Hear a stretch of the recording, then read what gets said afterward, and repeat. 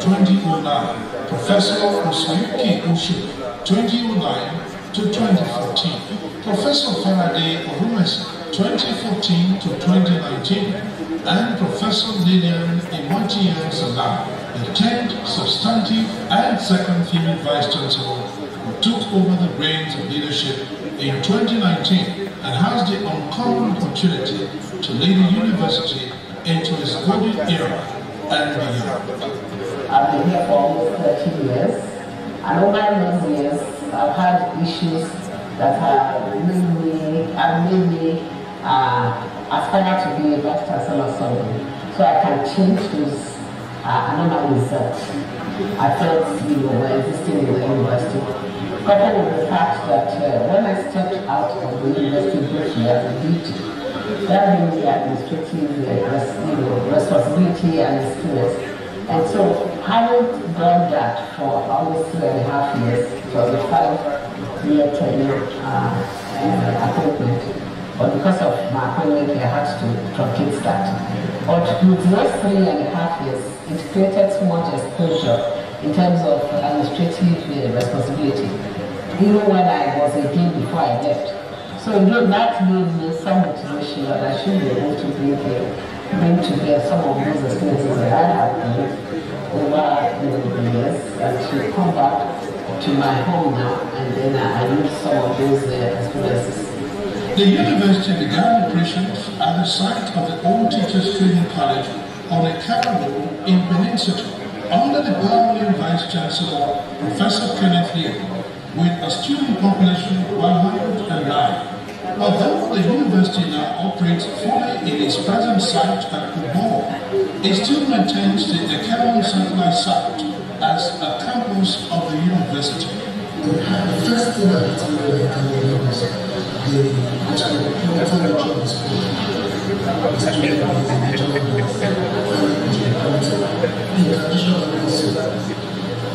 so that's when first when I went to the university, everybody from the University of Benin,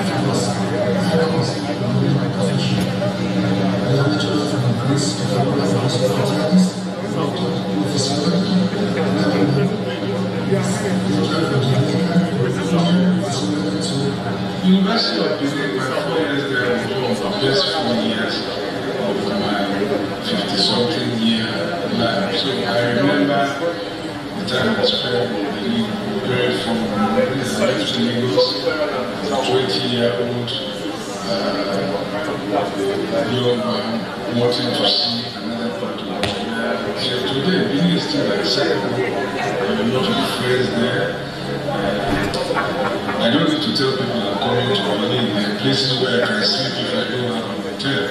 A place of real fun, a hope, because that was what our campus was. It was a sanctuary. It was a place we missed when we went on holiday, and we were enthused to be back. The experimental students hoping that yes, things will come fine, and indeed, the alumni body worldwide celebrated us, and we again organized lunch for us in his house. When we got there, we were made to introduce ourselves. It was wonderful. When I introduced myself, it was wonderful. Oh my God! The press naming, it didn't allow me the rest again. On the 23rd of November 1970, that was when the school was opened. I came in fresh as a secondary school grad from 1969 as a teenager. So I was very excited and packing my things and going in there. It was one of the things that I almost went to the roof. I was very happy, and I had a scholarship to go in from the then Benja State government. So because my school certificate result was very good, and were a few girls then in 1970 that were there. Many of the students were mature students. I'm proud to be alumnus of the University of Benin, at least in Richie University, associated with the great name of Benin and the great city of Benin. Whatever I am today, in terms of my profession, I accept the name of my alma mater, the university. I happen to be one of a training lawyers, the first set of law students in that university. I left the university in 1984.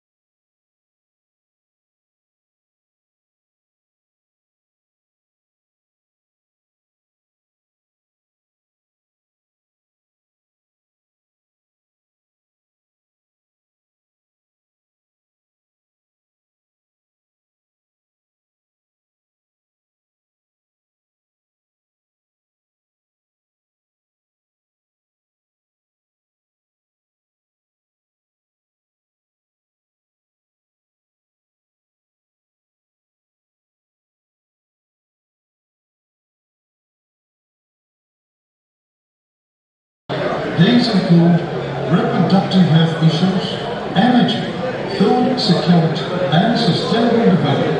It is in acknowledgement of the university's high quality performances in these areas and more that it has been designated a Center of Excellence in Reproductive Health Innovation by the World Bank, Center of Excellence in Geosciences and Petroleum Engineering, powered by Shell Petroleum Development Company, Center of Excellence in Aquaculture and Food Security by Tertiary Education Trust Fund, TETFund, among others. These centers of excellence are involved in initiatives that have helped to focus and redirect the technological drive of the institution towards the set goal.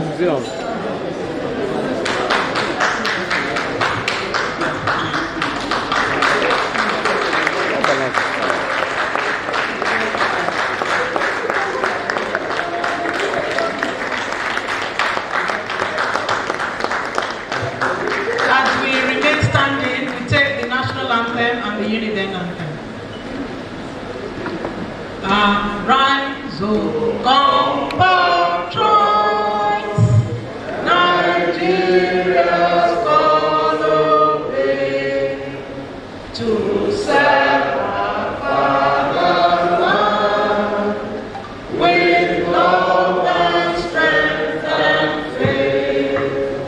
The labor of our heroes shall never be in vain. To serve with hearts and minds, one nation bound in freedom, peace and unity. All over the wide, wide world, our fruitful works unfold. What we sow with joy and pride, with good our common goal. One heart and voice for all, we give the purple glory of God. Arise, mighty United, roll in your purple and gold, flag in your fertile green hand, knowledge for service untold. Greatest Uniben! Great! Greatest Uniben! Great! Greatest of the greatest of the greatest of the Before we sit, may I respectfully invite our daddy, Professor Emeritus John Igene, to take the opening prayer, sir.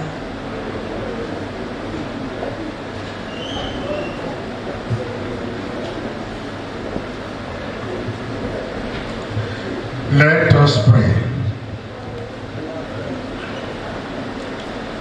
Our Father in heaven, we want to thank you for the wonderful things you have used your servant, the Vice Chancellor of the University, to accomplish in the last 2 years of her tenure. But I want to thank you for all members of the university, students, and all the well-wishers of the university. The way they have all put their hands together to work in unity with the administration of the university. It is your doing, O Lord. Father, in particular, I want to thank you for the strength you have given to the Vice Chancellor and her management team. For the way you have piloted her in the last 2 years, as she has accomplished great milestones and has made the University of Benin a place so attractive physically and even spiritually. Lord, I also want to thank you, in particular for members of Senate, for the work they have done to assist the administration to accomplish great goals.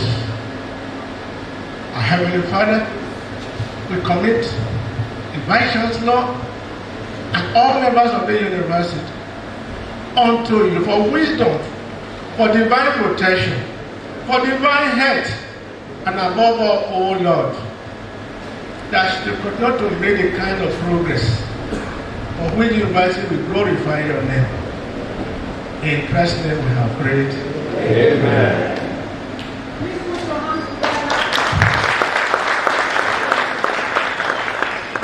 Professor Emeritus Igene. Thank you, Daddy. Madam Vice Chancellor, other principal officers of our great university, distinguished professors, the provosts, deans, directors, professors, emeriti, gentlemen of the press, distinguished ladies and gentlemen. I'm indeed very excited. And of course, that needs no explanation. To welcome you to this press conference and interaction with pressmen to mark the second year so far in office of the Vice Chancellor, the 10th substantive Vice Chancellor of our great university, Professor Lillian Imwetinya Salami.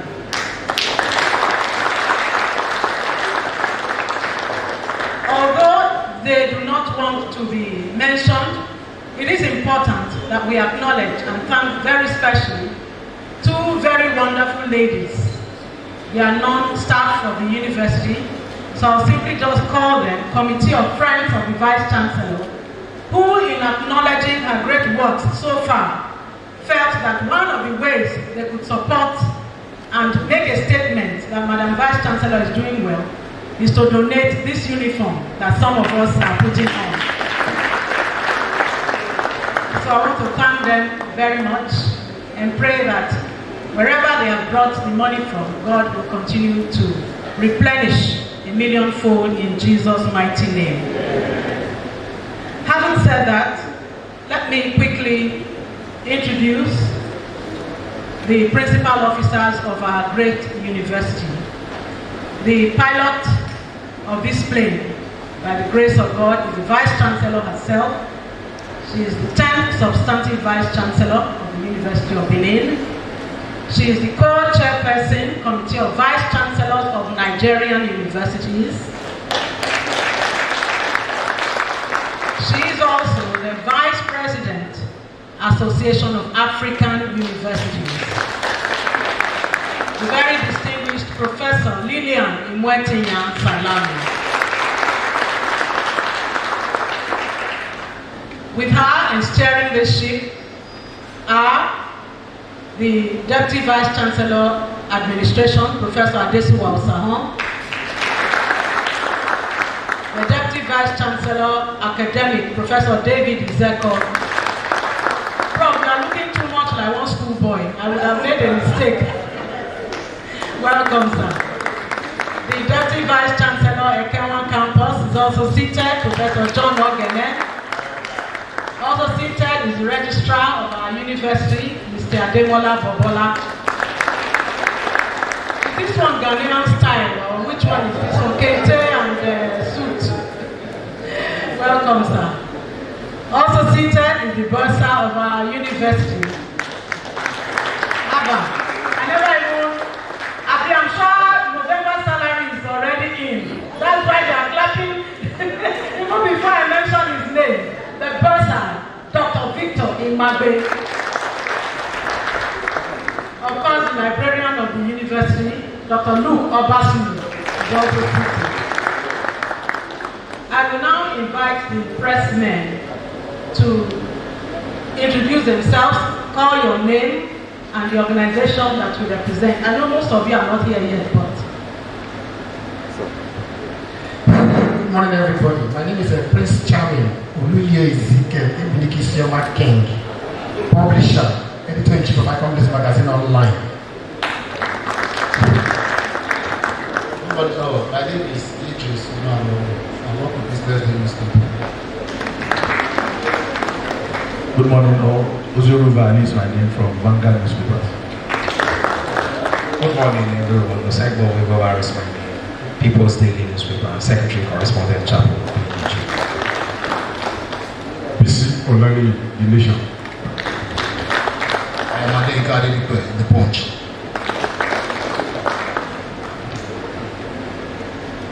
Fortune Oye, Radio Nigeria. Good morning, everyone. My name is Giri Akiri. I work for the Nigerian Television Authority.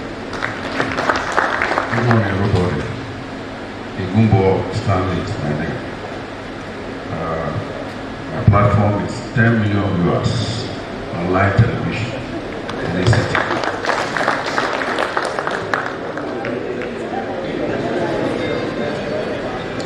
Good morning, everyone. I'm Usman Ali. I write for the News Agency of Nigeria.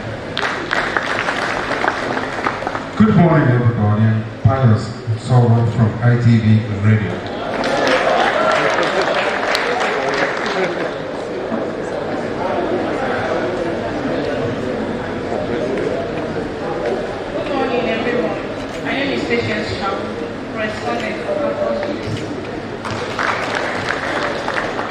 Good morning, everyone.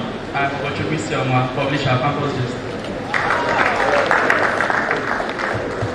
Good morning, everyone. My name is Fatima Osikwe-Mensado. I work with AIT.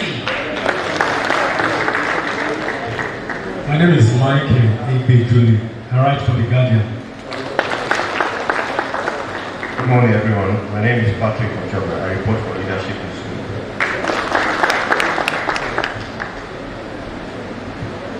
Thank you very much. May I now respectfully invite Madam Vice Chancellor to set the ball of the press conference rolling. Madam Vice Chancellor.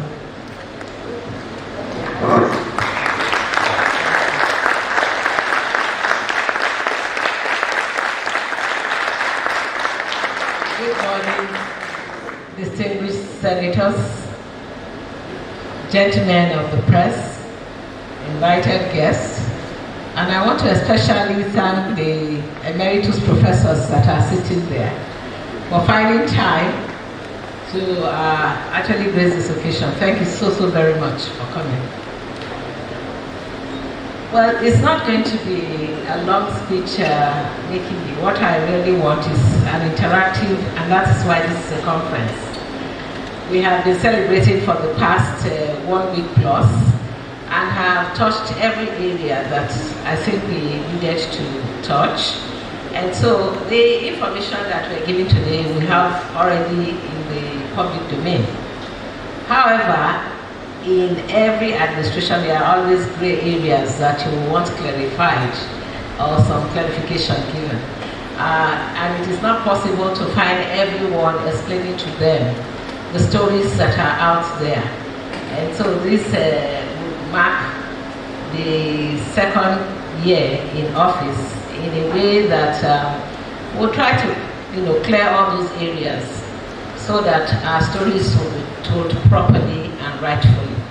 So thank you very much. So like I said, it's not going to be a long speech, but I would allow for questions so that I can at least give my own side of the story, if that is what it is. Because you always hear the VC said, the VC said. Sometimes such persons don't even see the VC before the VC is saying. So this will be a time to do all of that. So principal officers of the university, senior members of staff, gentlemen of the press, distinguished ladies and gentlemen. First, let me thank all of you for your contributions in diverse ways to the success of the just concluded 46th and 47th convocation and Founders Day, as well as the Heroes and Excellence and Productivity Award ceremonies. I cannot thank you enough. This conference, making the second anniversary of my assumption of office as the Vice Chancellor, is to further request you, especially gentlemen of the press, to interact with us on any gray areas concerning our university, and to invite you to go around our campuses, both here at Ugbowo and Ekenwa, to see our recently completed projects, some of which were commissioned by the Chancellor of the University, Dr. Otiv, as part of the convocation ceremony. And I'll quickly run through this project. Well, just as a way of updating the project, only yesterday, MPDC gave us a hostel for the males and female, and that should commence immediately. So we have construction and furnishing of micro-teaching laboratory building for the Faculty of Education, construction and furnishing of Center of Educational Technology, construction and furnishing of professorial office building, except our emeritus may not get offices there, construction of university laboratory building, construction and furnishing of twin lecture theaters at the University of Benin Teaching Hospital, construction and furnishing of student executive hostel, construction of a male hostel and construction of a female hostel, construction and furnishing of Department of Food and Human Nutrition building for Faculty of Agriculture, construction and furnishing and installation of office equipment for the Center of Excellence in Aquaculture and Food Technology, procurement and installation of 500 capacity auditorium seats for the Faculty of Life Sciences, procurement and installation of 250 seat capacity auditoriums for the Faculty of Agriculture, construction and furnishing of 500 seat capacity lecture theater at the Ekenwa campus, construction of a Hall of Fame building at the Akindeco Auditorium. And there are some that are ongoing. These were actually all commissioned. I also want to put on record here that one of our core mandate, of course, is teaching and learning, and we have not destined that for just project construction and development. We have so far, we have 5 approved new programs, 2 undergraduate and 3 postgraduate programs. We also have in the pipeline some other 5 programs that are just undergoing or in the process of undergoing resource verification. And these are courses that we feel are 21st century compliant. And so the University of Benin wants to be in the forefront in ensuring that we are 21st century compliant, and therefore these programs will start churning out just now. We also have other short-term programs that are also in the making. We have also not just taken the responsibility of taking care of the welfare of our staff and students.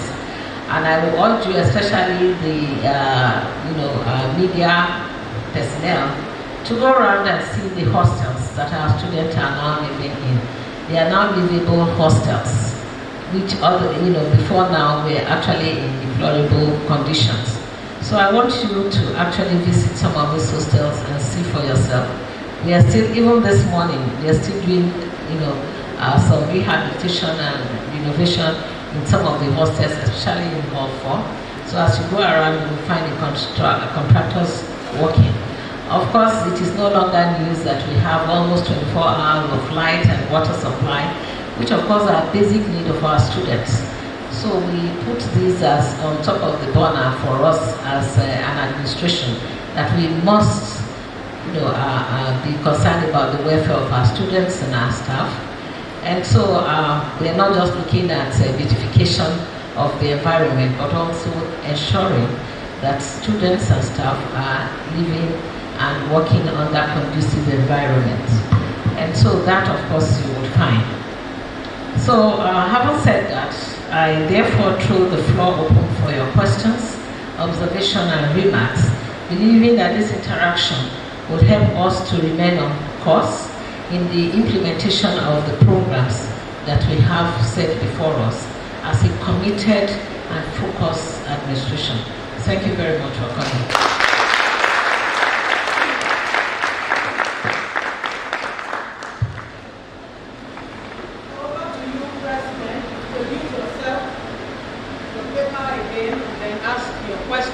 Make your observation.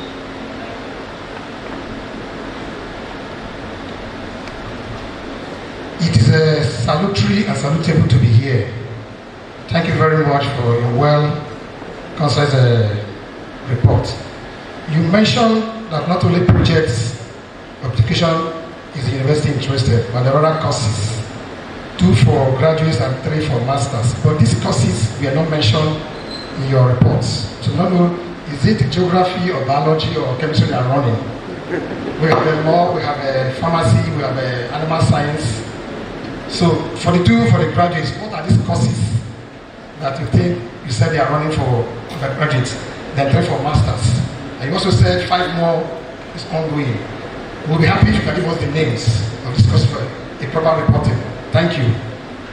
Once again, my name is Leo Ezekiel. I come this magazine online. So do I answer that? I just thought we should take some questions, maybe about 3, 4, and then the response, just in case we have duplications. Thank you, ma'am.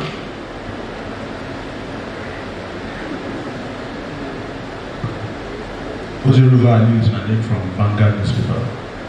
Congratulations, Madam Vice Chancellor, on your achievements so far in 2 years. But in the face of these successes that you have achieved so far, I want to know what challenges have also come your way in the course of getting this progress to the school. And secondly, in recent times we've been hearing of complaints from contractors. At this point it became an issue in the section of the media. Contractors complaining of they are being owed. How have you been able to sort out this, and if you can have an idea of how much the administration has committed in terms of paying contractors that are being owed? Thank you.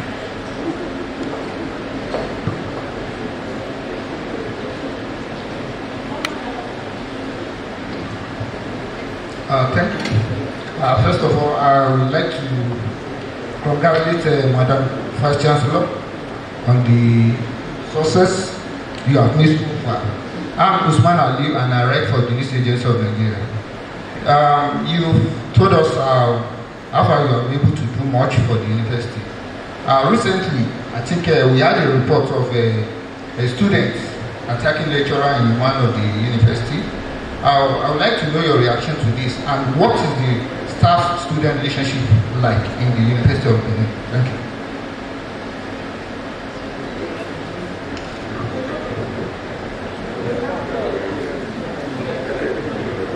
So let me quickly address those 3 questions, except that some have multiple areas. For the first one, the courses for the undergraduate, we have BA Music and then also BA Psychology.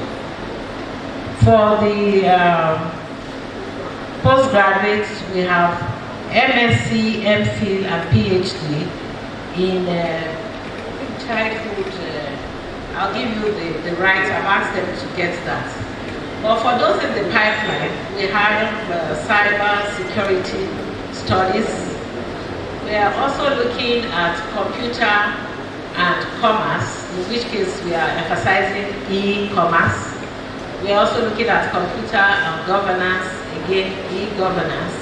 And then we're looking at business, data management, data studies. So those are the ones that we are quickly putting pen on paper to draw up the proposals for these courses to go through the processes before, of course, the final unbundling of the courses as programs in the university. Again, that is to tell you that we are pretty much in tune with the blue business profile that is going global now. We don't want to be left outside of that blue economy, and so we are trying to key into that. a lot of the issues that we are having with cyber security and cyber issues. That is why also the university wants to quickly be in the forefront in developing programs to actually run cyber security studies or cyber safety studies. So these are some of the programs that we have online or that we have in the past. The instrument needed here is actually funds.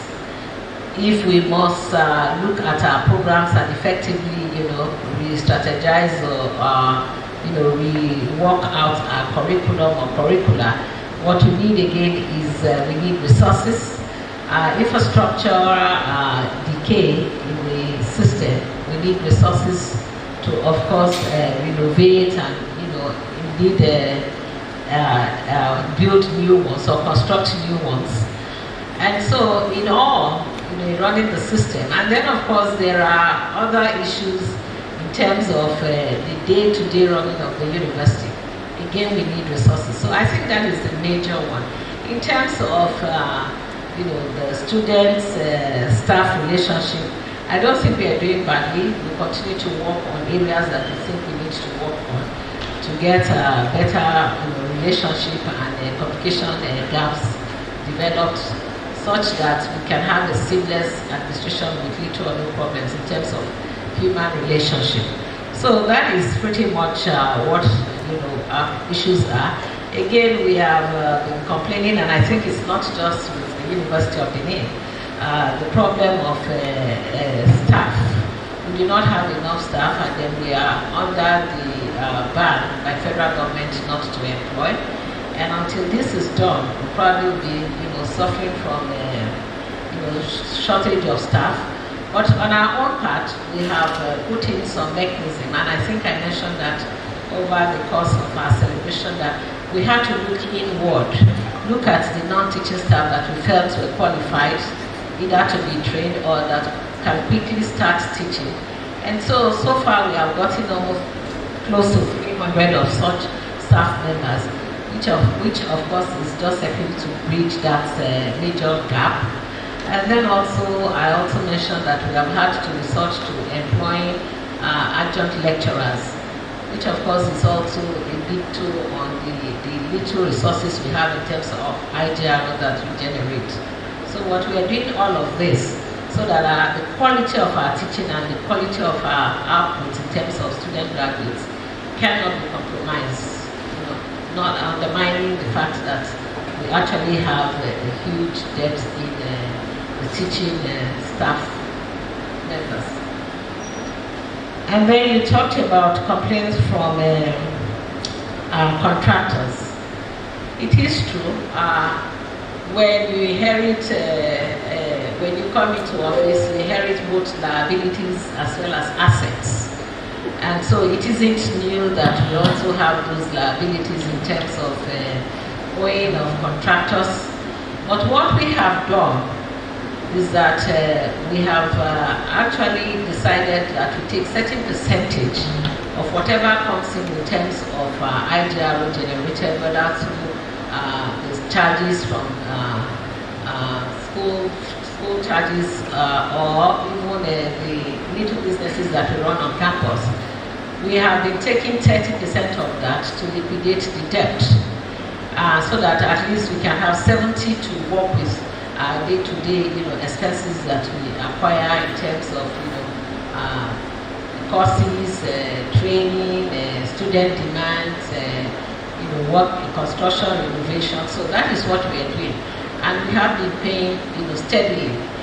But like most contractors will want us to do is to pay outright what we are owing them, and it is not too possible for us to do that with the limited resources that we have.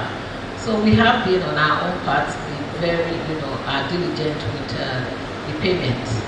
So I'm sure a lot of them are getting happy that at least something is coming out from this administration in terms of liquidating our debt. I think the other one was the student that attacked. That happened in the University of Ilorin. Well, again, the story isn't quite clear what actually transpired, but whatever it is, I think we have boundaries. Students should know where their boundaries stop. Lecturers should also know where their boundaries stop.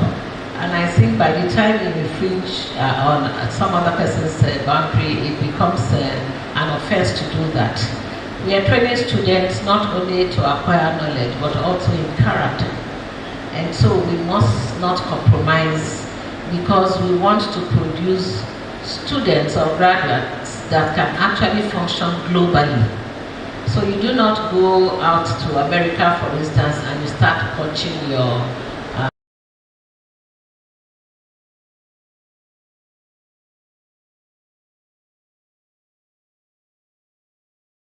university. We must also mold them, character-wise, to be good ambassadors, so that at least they can portray the University of Benin outside the walls of this immediate community. So I think that is what I have about that.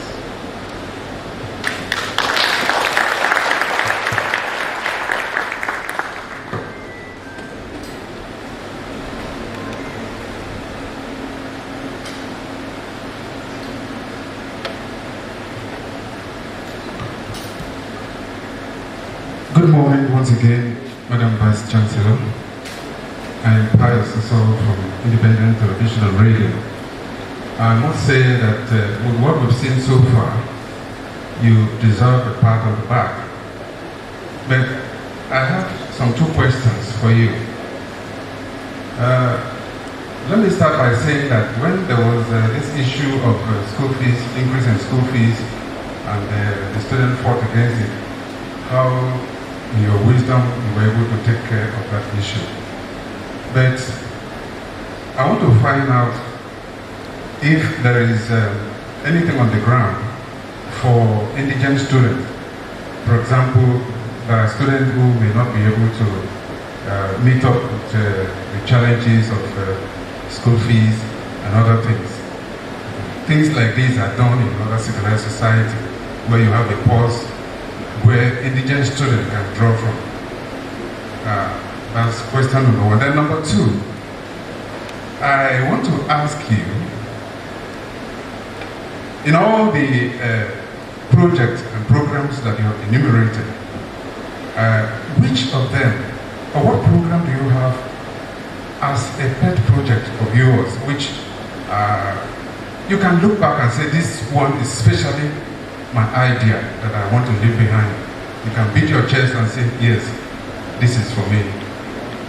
That's all.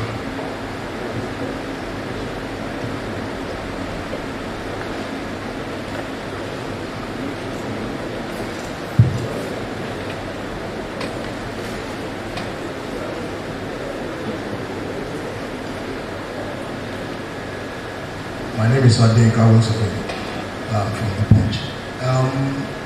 There was a report recently about lecturers who had a problem with a female student, and it was said to have, was alleged to have locked her inside his office after something transpired between them. And I'm sure that report actually got some of us into the bad book of the university, but of course we are going to report what happened.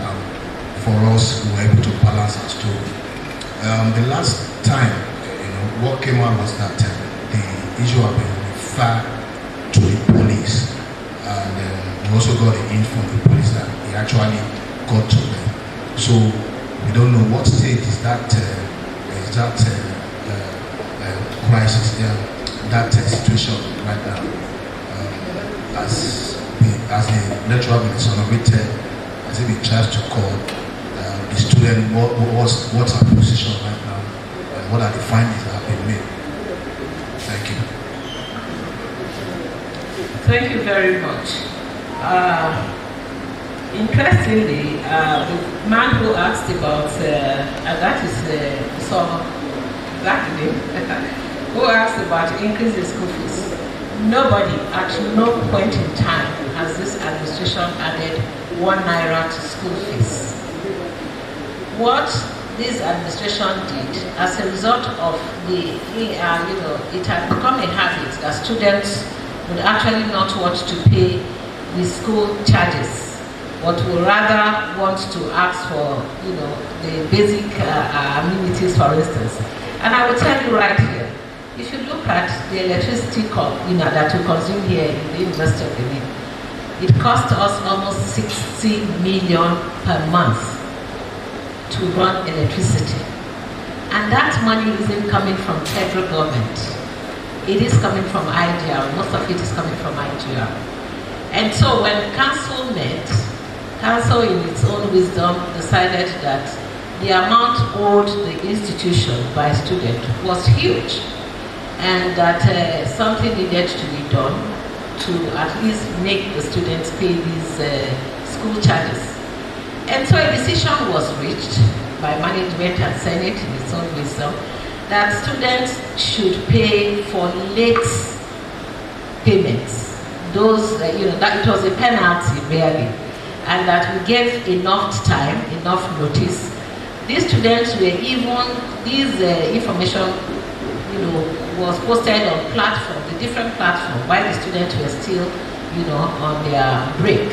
So when they came on, they were given 3-4 weeks to pay their school charges, by which time they were to pay 10,000 naira, and 2 weeks into that, if they didn't pay, they were then to pay 20,000 naira. Again, that was just to make the students to pay their charges so that we could plan. It's not easy to plan when you don't have money. Even if you plan, you cannot execute. And these students are actually in a system where we are constantly buying materials to teach them, examination and all of that stuff. So the 20,000 was never the increments in their school charges. It was just penalty. Now, did we succeed in making some of the students pay? As of the time the students protested, we had collected school charges for over 75% of the students. So it had worked, okay? So it wasn't a case of we were charging. Now, the other question they asked is the indigent students. Now, part of the lesson that we learned from that protest is that there are truly these students who cannot even pay 5,000 naira. Now, what have we done about that? The student study initiative, work study initiative, that had gone moribund before we came, we had resuscitated that.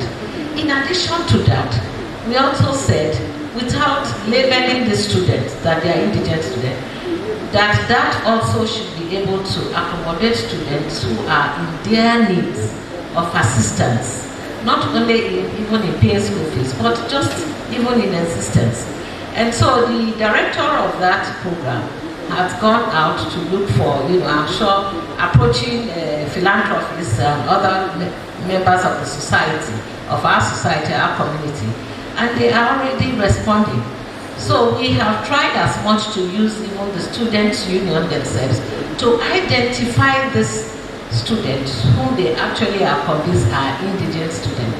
Because if you leave the place open, it will be a flood of even those who can pay more than that, claiming to be indigent students. So we sent that back to the students themselves, the student union, to identify these students who actually are truly in need of, assistance in paying their school charges. And I think management had taken a decision that once we get those persons, those students, we should be able to assist them, at least even if it is paying their school charges. So yes, so that is one major lesson that we learned out of, because after the protest, a lot of the students actually went to pay their school charges, but there were these other ones who kept sending messages to the Vice Chancellor that we cannot pay, please pardon us and all of that. And such students we've been able to identify. And I know there are other programs in the system, like CEDs trying to help some of them by giving them jobs to do, legal jobs to do with some remuneration, so that at least it can help them while in school here. So we recognize that there are this group of students. And then you talked about the project. Early days, but I think one that I stand and I'm very proud of is the professorial building that I was teasing my respecting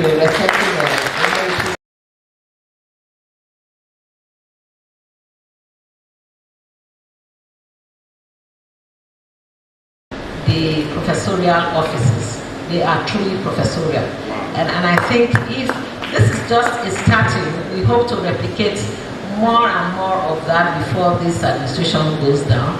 And I am sure that the professors who are lucky to get these first offices will truly be happy with what they find, because you have space for secretary, you have space for your little laboratory attached to your office, and then your convenience.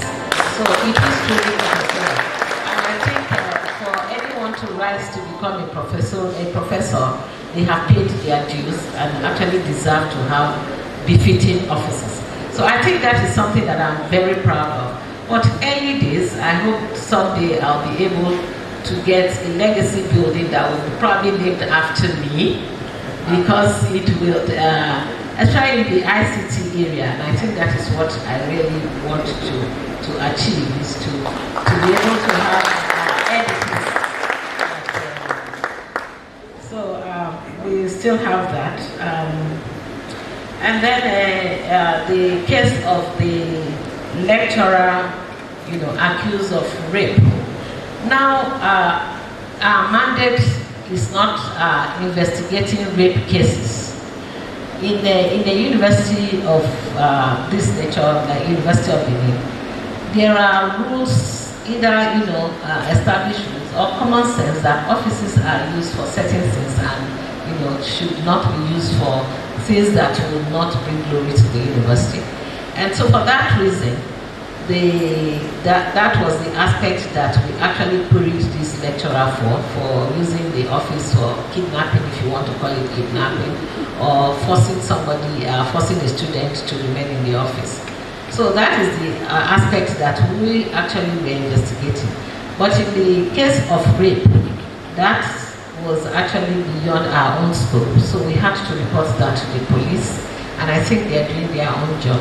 So because it was a prima facie investigation showed that the incident actually happened in the office of this lecturer, and so the lecturer has been sent on interdiction until, of course, we get the police investigation, and then, of course, the report sent to us, after which we can then take on other steps.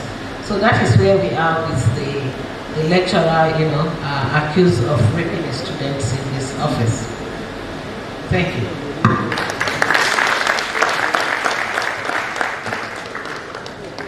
Good morning, Madam Vice Chancellor. My name is Michael Ibejuli. Let me just, like your last two statements before you responded to the question from the Punch reporter, you mentioned the issue of providing befitting offices for lecturers, particularly those who have attained the level of professorship. My question is this, man. Last 2 weeks, I was at the K1 campus, and I wanted to have a conversation with one of the lecturers in the Department of Theatre Arts. And when I got there, he has no office. I wanted to find out, why are you taking me to under the tree to have a conversation? He said he has no office, and he has told me to come. The purpose is that I will discover that he has no office. And this person is an associate prof in the Department of Theatre Arts. And I said, with all Madam's legacy, infrastructural projects everywhere, donating pens and all that, you cannot get an office in Unimed. He said, yes, this is the reality on ground. So I said, okay, when I have the opportunity, I will bring this to your notice. That office, he said, was engulfed by fire 2 years ago. And he has been operating there without an office for 2 years now. Whenever he arrives to get your attention, they will say there's no funds, and they are investigating the cause of fire. So I wonder, for such a man, he's an elderly person, almost an associate prof, without an office, and here we are enjoying facilities here. Can we really deliver knowledge under this kind of situation? That is one. And two, on the lecturer accused of rape, my findings so far reveal that there has been no statement from the complainant, and that has also become a problem to prosecute that matter. So if he is on suspension or whatever you call it, how do we intend to get to the root of that matter? Because we can't even find the victim to come and say, this is my own side of the story. We are only hearing that the lecturer did this, the lecturer, and the police are telling me that they cannot even establish any case because there is no statement from the complainant. How do they prosecute such a matter? Thank you, ma'am.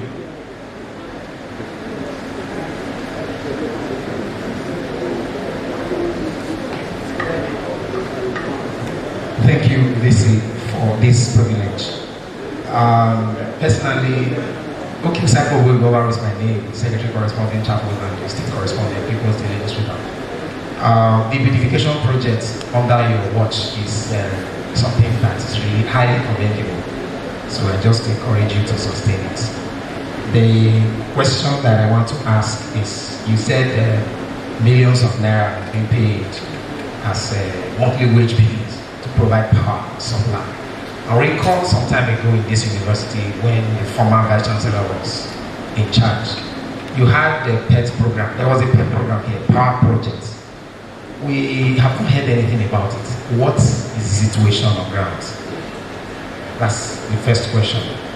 Then in another few years, or in the years ahead, what is your vision for the university in terms of research? Because 50 years is gone. I mean, what is your, what's your vision? What are you envisaging in the future? Thank you. Thank you very much. First of all, let me put on record that yes, we are treating our professors because they have earned that, but in the same vein, I think in another 1 or 2 months, we have also approached TEDFund, and I think they are putting up a building that will contain 75 offices for the non-professorial cadre. So that is coming up. I am rather shocked that someone in Ekewan, because I don't think we have that kind of population in Ekewan, that will make someone not to have an office. But if I may use what transpired not too long ago, someone in his office left his AC overnight, brought 2 or 3 freezers where he was selling frozen chicken from, and his soup and stew and everything. He was enjoying our light. And so in one of those instances, he left those things on, and the fire started from there. Now, when that was reported to me, I of course needed to know how fire started from that office. With our own primary investigation, it was really clear that the man was running, maybe he was selling chicken from his office. In that case, what I said to him is that we thank God that the fire didn't spread to other offices but consumed his AC and everything, and that the university will not be held responsible for that. It was purely his carelessness, and therefore he should be able to fix that office to suit himself, and that nobody was going to give him a different office until he had that fixed. If we all are that careless, we probably won't have offices even on this campus. So we must be responsible enough to know that even when you are enjoying electricity you are not paid for, the least that you should even do is ensure that those things are turned off before you leave. So, and I don't know this case, so I'm hearing this case for the first time, but I can bet you that as soon as I leave here, I will call that lecturer to find out exactly what must have transpired. If that lecturer has not had office as a result of fire incidents for the past 2 years under my watch, and I don't think that has come to me, then of course there is a problem here. So I can assure you, I'm sure you will hear that I have taken charge of the situation. So that is where we are. Now, you pressmen, sometimes you put one on the hot seat. The man who was accused of rape, I wasn't there, neither was any member of staff or any management person was there, is the same complainant who called that she needed to be rescued. Now it is pathetic for us to now sit here and say that we cannot find her. She had enough time to give, to report to the security office here on campus, and I'm sure even the police interrogated this same girl. But I won't go further than that, but I am very sure, because the director of counseling is here, who tried severally also to meet this girl and tried to cancel her so that she can, stream back into, her education. So I am not too sure that is the true story, but we will wait to see the outcome from the police. We cannot do the police job. They have to do their job, and I pray to God that it is done, speedily and then effectively, efficiently, so that both the lecturer and students can forge ahead. Thank you.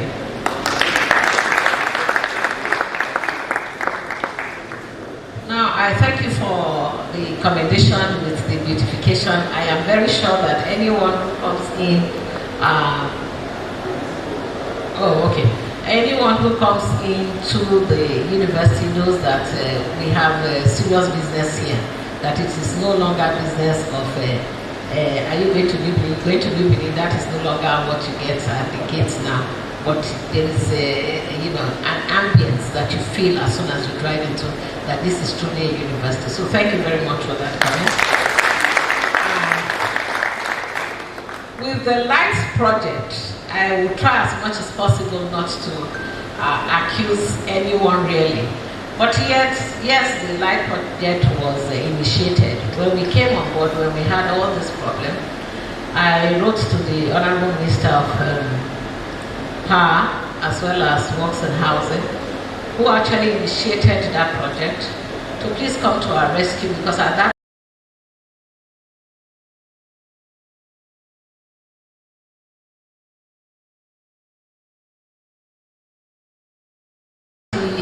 meeting, the University of Benin, BEDC, our local provider here, the contractor, as well as the ministry, we met right here and decided that yes, they needed to bring a new transformer, 7.5 capacity, and that would at least be able to feed this campus without now resorting to load shedding. So we agreed. They went, brought a 5 kVA capacity and used, but wrapped as if it was brand new, and somebody had given license or approval that it came as brand new. And thanks to our assistant here, Professor Sam Ike, who notified us and said that is just a very old transformer that was now repainted to serve as brand new. And so we immediately rejected that. We will not accept that. And again, I went back to these ministers and I said, it will not happen under my watch that we would accept that and then sign off that you have assisted the university. So what then happened? We met again. At this point, they now agreed that yes, the transformer was a used one and blamed the contractor for trying to play on our intelligence and demanded that be removed. So that has been removed. Now we have a brand new one that we all have attested to the fact that, but now to get the contractor to come back to site is a major problem, because he said he had to spend above what the contract sum was, and all of that stories. Of course, you know what all of that is. So we are still on them. As of last week, I think BEDC had said that they will come and remove this and bring a 7.5 kVA for us that should be able to carry campus without issues. We are waiting for them. We have also clearly stated that until we see that, we cannot move this. So it's sitting out there. So while you move around, you will see it still wrapped up, sitting quietly there, not connected to anything. We are waiting because we had to now revert back to the old transformer that was now fixed, and that is what we are using. That is why sometimes we need to shade, do load shading because of the capacity of what we have. And again, also it's over 40 years old, so it's quite old too. So we are hoping that we're going to put this behind us very soon, and then everyone will be happy. And then I think we talked about research. I think University of Benin, since this administration came on board, is now being used by TED Fund as the university to match. Now, because when I came on board, we had only one group winning a research grant from TEDFund of the 7 billion that was available. That has now just been jerked to 7.5 billion.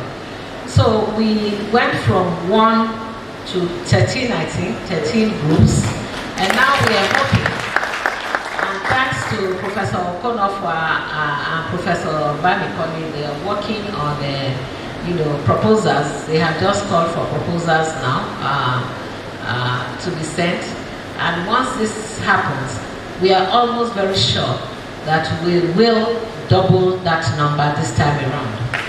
Now, what that therefore means is that we are working seriously to be a university where we can carry out research that are relevant to our time and can help to grow the manpower development and even development of this nation.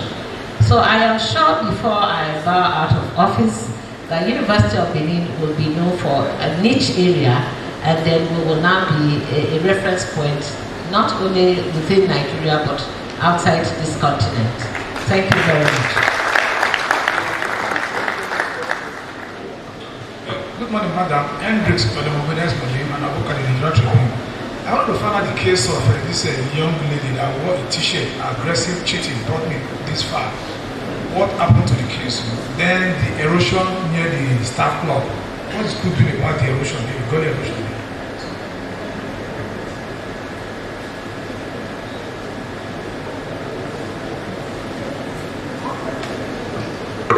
Still thinking, maybe I can answer this too quickly. With that student, it is not so easy for us to quickly either dismiss a student or send a student out on whatever level.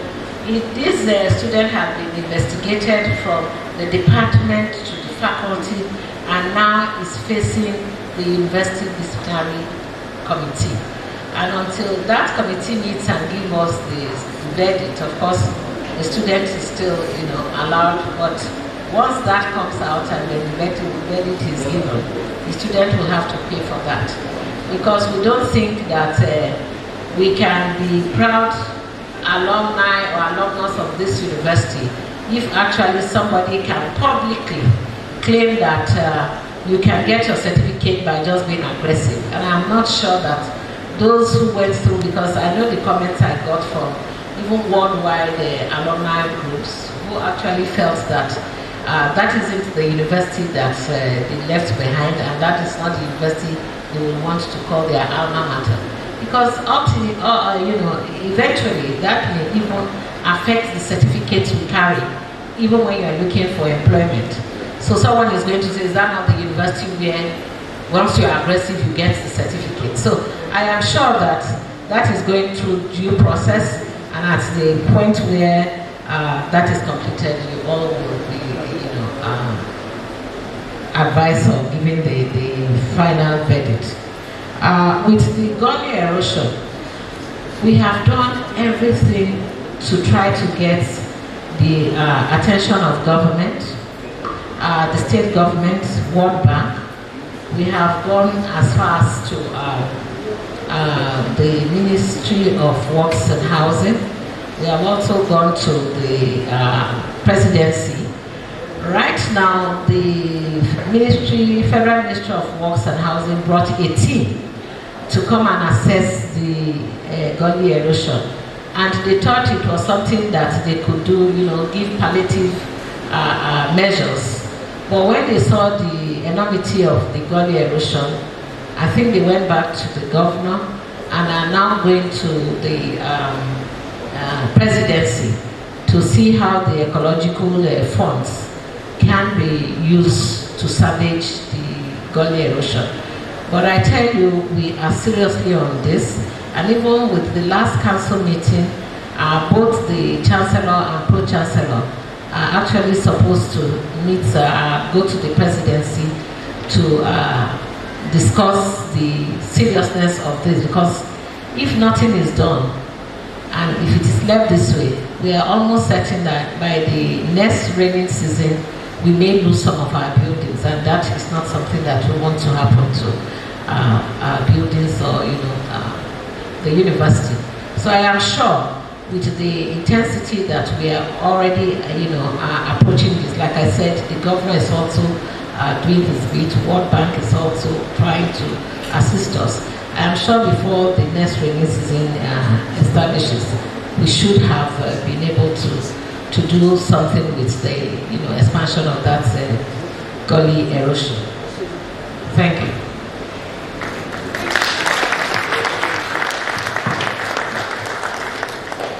I thought there would be a bigger round of applause.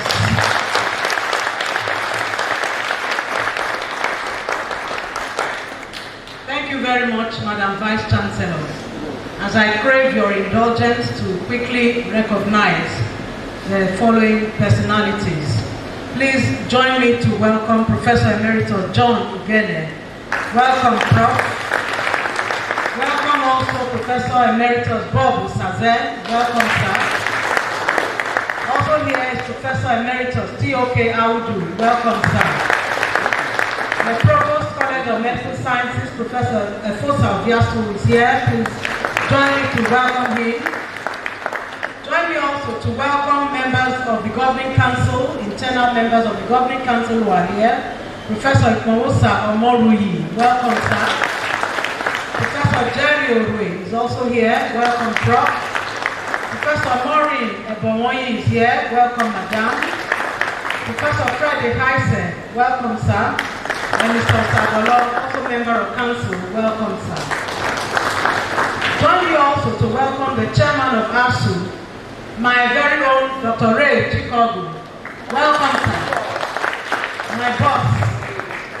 No, outside the Vice Chancellor.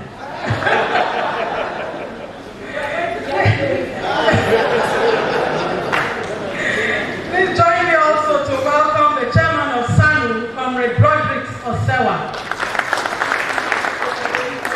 Also here is the chairman of NAT, Comrade Stella Oyapilome. Welcome, ma'am. We also welcome the chairman of NASU, Comrade Anthony Ginosa. Welcome. The President Students Union, Comrade Foster Amadi. If you are here, stand for recognition. Thank you very much for coming. Madam Vice Chancellor, I believe that's how we conclude this press conference. There is item 7. Please just remain seated. We'll take the Uniben anthem and the second stanza of the national anthem.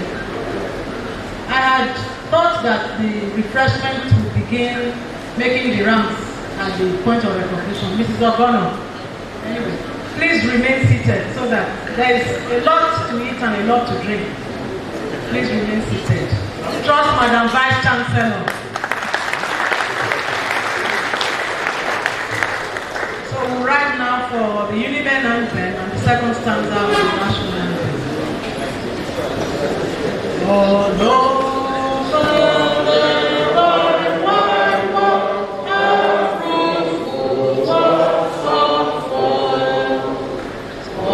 We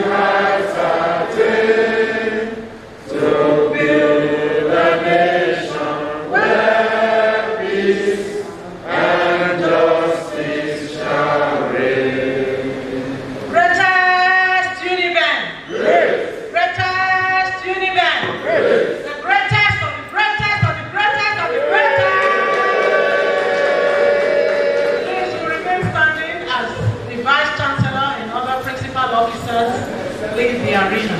Thank you very much, ma'am. And thank you very much, professors emeriti, deans and directors. Please, Ogono.